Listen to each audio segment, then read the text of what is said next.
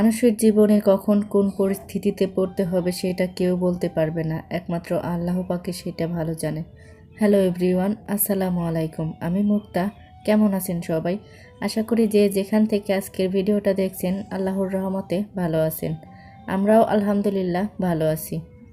নতুন বাসায় ওঠার পরে আর ওইভাবে কোনো ভিডিওই শেয়ার করতে পারিনি।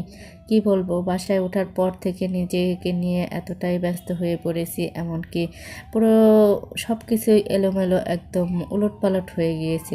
স্বপ্ন ভেঙে যেমন চূর্ণ চূর্ণ হয়ে যায়, আমার অবস্থাটাও ঠিক তেমনই হয়েছে। চেয়েছিলাম একরকম, হয়ে গেছে অন্যরকম। আসলে কি বলবো, সেই বলার ভাষাটাই নেই আমার। সেই জন্য আর ভিডিও করা কিংবা ভিডিও তৈরি করার প্রতি ওইরকম মন মানসিকতা কিংবা ইচ্ছা কোনোটাই আমার আর আগের মতো নেই। কোথায় ছিলাম আর কোথায় এসে পড়েছি সেটা বলে বোঝানোর উপায় নেই। তো আমি যে বাসাটায় এখন উঠেছি, এখানে যে আমি কতদিন থাকতে পারবো সেটাও সঠিক নির্দিষ্ট করে বলতে পারতেছি না। তারপরেও একটা কথা, এই বাসাটায় যখন উঠেছি তো সেই দিনই আমি বাসাটা দেখেছি।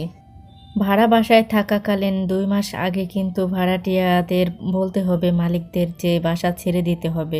তো আমিও সেইভাবেই বলে দিয়েছিলাম। আর সেই জন্য আমি নির্দিষ্ট আকারে জানতাম না যে আমার বাসাটা কোথায় হবে কিংবা আমি কোথায় বাসাটা পাবো। মানে সেই দ্বিধাদ্বন্দ্বের মধ্যে থেকে না, এখন যে পরিস্থিতিতে এসে পড়েছি সেটা আর বলে বোঝাতে পারবো না। আর এই তো এখানকার এই বাসার রান্নাঘরটা আপনাদের সাথে একটু শেয়ার করলাম। তো আমি ওইভাবে এখনও পুরোপুরি সব কিছু গুছিয়ে উঠতে পারিনি, যতটুকু পেরেছি সেইটাই শেয়ার করলাম।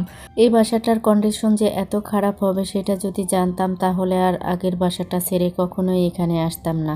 যেহেতু বাসা ওইরকমভাবে কখন বরাদ্দ হবে কিংবা কোন বাসাটা কে পাবে জানা যায় না, সেই জন্যই একটা দ্বিধাদ্বন্দ্বের মধ্যে থাকতে হয়। তো সেগুলা নিয়ে হয়তো বা পরবর্তীতে কখনো কোনো এক সময় আপনাদের সাথে গল্প করব। যাই হোক, এখানে এসে আমার আরও একটা বিশাল বড় প্রবলেমে পড়ে গিয়েছি, সেটা হচ্ছে গ্যাস থাকে না। সকাল ৬টা ৬:৩০টার মধ্যে গ্যাস চলে যায়, আর একদম সন্ধ্যার দিকে গ্যাস আসে।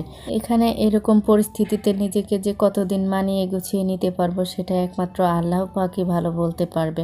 যাই হোক, আমার আম্মাও যেহেতু আমাদের বাসা চেঞ্জের সময় এসেছে, তো এই যে ভোরবেলা কিন্তু আম্মাও উঠে এই যে রুটিগুলো আমাকে তৈরি করে দিচ্ছিল, আর আমি চুলায় এগুলা খুবই ঝটপটভাবে ছেঁকে নেওয়ার চেষ্টা করছিলাম। একটু লেট হয়ে গেলেই না রান্নাগুলা আর করা সম্ভব হয় না। তো গ্যাসটা কিন্তু প্রায় চলে যাওয়ার কাছাকাছি। আমার ডিম ভাজিটা করতেও অনেকটা টাইম লেগে গিয়েছিল। যেহেতু ভোরবেলা উঠেছি, তারপরেও অন্যান্য সব কাজ বাদ রেখে আগে রান্নাটা কমপ্লিট করে নেওয়ার চেষ্টা করছি। সকালের রান্না এমনকি সাথে দুপুরের রান্নাও করে নিতে হয়।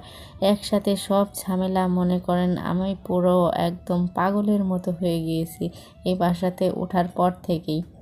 এমনিতেই তো পুরাতন বাসা, তার মধ্যে যদি যে থাকে সে যদি নিজের মনে না করে বাসাগুলাতে থাকে তাহলে কি অবস্থা হতে পারে তো বুঝতেই পারছেন। এই পর্যন্ত আমি যে কয়েকটা বাসা থেকে এসেছি, তো আমার বাসাগুলা ছেড়ে আসার পরে না এত সুন্দর ক্লিন করে পরিষ্কার করে রেখে গিয়েছি। আর এতটাই দুর্ভাগ্য আমি আমি যতগুলা বাসা থেকে গিয়েছি, তো আমার কপালে এতটা কি বলবো, নোংরা আর অগোছালো বাসাটাই সব সময় পেয়েছি। কেন এরকম হয় তাও কিন্তু আমি সঠিক জানি না। যাই হোক, এই যে সকালের নাস্তা কিন্তু এখানে আমি তৈরি করে নিয়ে এসেছি। আর যেহেতু পানিগুলা এখানে ফিল্টার করে তারপরে আমরা খাই, তো সেই জন্য এই গ্যালনগুলাতে ভরে তারপরে আমি ফিল্টার করে আগেই বাসা থেকে আসার সময় নিয়ে এসেছি। তো ওই পানিটাই খেয়ে নিচ্ছি। আর ফিল্টারটা যেহেতু সেট করে তারপরে পানি পড়তে দেওয়া হয়েছে, সেটা পড়ার পরেই আমরা সবাই খেতে পারবো। আর এই যে নাস্তাটা তৈরি করেছি সেগুলো হটপটের মধ্যে রেখে দিচ্ছি। আর এই এত ভোরবেলা ওঠার কারণে না ক্ষুধাটাও লেগে গিয়েছে আমার। তো আমি এখন সকালের নাস্তাটা একাই করে নেব, যেহেতু ওরা সবাই ঘুমাচ্ছে। আম্মা হাঁটার জন্য একটু বাহিরে গিয়েছে। উনি যেহেতু ডায়াবেটিসের রোগী, সকালবেলা রেগুলার হাঁটাহাঁটি করে, সেই জন্য আর হাঁটাহাঁটি করে এসে ওষুধপত্র খেয়ে তারপরে নাস্তাটা করবে।